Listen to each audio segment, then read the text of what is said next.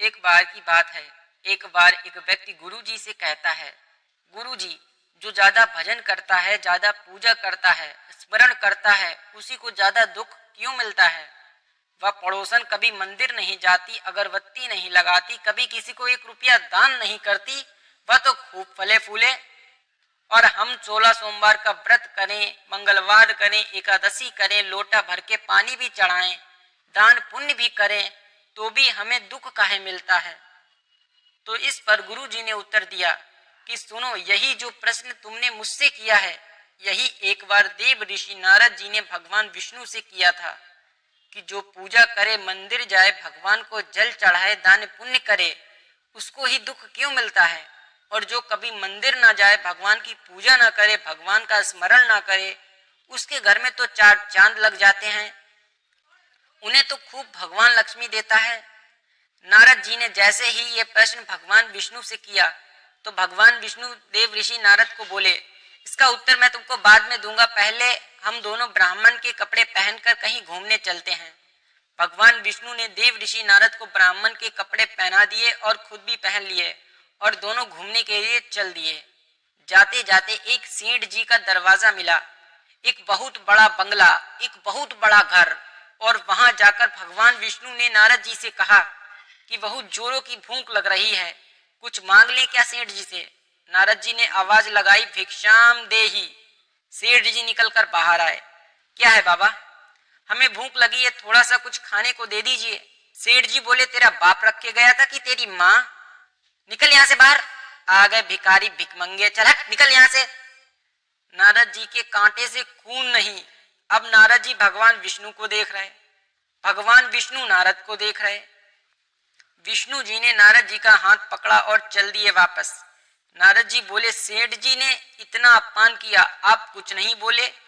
भगवान विष्णु ने अपने दोनों हाथ ऊपर करके बोले, जा तेरे यहाँ 4 चौगुना धन बढ़ जाए, तेरी दौलत और बढ़े, संपदा और बढ़े, तेरे पास लक्ष्मी और बढ़े।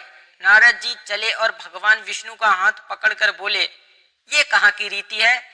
उसने हमें धक्के मारकर निकाला, गाली देकर निकाला, यहाँ तक कि माँ बाप तक पहुंच गया, और आप कह रहे हैं कि तेरी लक्ष्मी बढ़ जाए? भगवान विष्णु बोले, मेरा मन, चल तू आगे चल। भगवान विष्णु लेकर चल दिए। भगवान विष्णु लेकर चले तो आगे एक बूढ़ी बुजुर्ग माता जी बैठी थी एक कमरे में। एक बुजुर्ग को देखा। भगवान विष्णु और नारद जी बोले, चलो इसके यहाँ चलते हैं। वहां गए और आवाज लगाई, भिक्षाम देही। हमें भूख लगी है माता जी, हमें कुछ खाने को दे दीजिए। माता जी बोली, देखो बाबा, मेरे यहाँ घर में तो कुछ खाने को नहीं है, बस एक गाय है, मैं उसकी सेवा करती हूँ, दूध मिलता है तो वही दूध रखा हुआ है, तुम दोनों अंदर आ जाओ। और 2 आसन लगा दिए, दोनों के लिए दूध लेकर आई और दे दिया। नारद जी बोले, कितनी अच्छी माता जी है, बैठाकर दूध पिलाया, पानी पिलाया। और एक बार सेठ था जिसने गाली देकर भगा दिया, भगवान आशीर्वाद दो इस बूढ़ी माता को।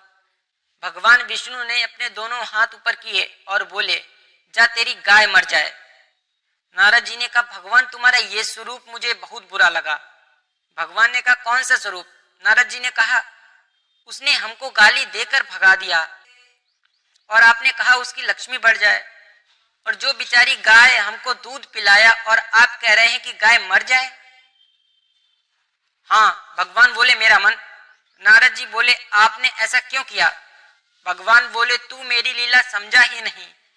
नारद जी बोले, कभी समझूंगा भी नहीं, पहले आप ये बताओ ये क्यों किया? लीला जाने दो, बाद में देखेंगे।